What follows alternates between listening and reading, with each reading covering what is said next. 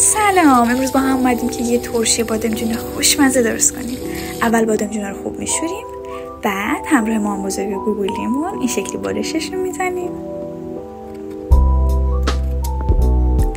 بعد سیرا رو پوست میگیریم. برای بهتر پوست گرفتن سیرا میتونیم که اونا رو بریزیم توی آب، اینجوری کمتر دستتون رو اذیت میکنه. یه صحنه گوگلی اینجوری. سبزی‌ها رو خورد میکنیم. این سبزی‌ها میتونه هم محلی شمال باشه که اسمش اوجیه، هم میتونه ترکیب نعنا و پونه باشه. فلفلای تند رو خورد میکنیم. حواستون باشه اصلا به چشتون نخوره. سیر رو خورد میکنیم ولی نه خیلی له. به بادمجونمون اضافهش میکنیم.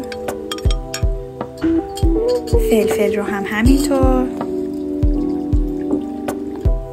سبزی نباید فراموشمون بشه. حتما به اندازه دلخواهتون بهش نمک اضافه کنین. سرکه رو بهش اضافه میکنین و با هم دیگه میپزیمشون.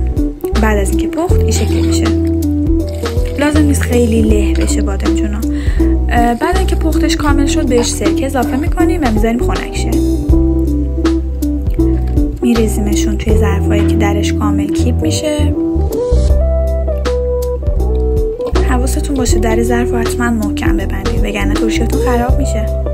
ترشی خوشمزمون آماده است.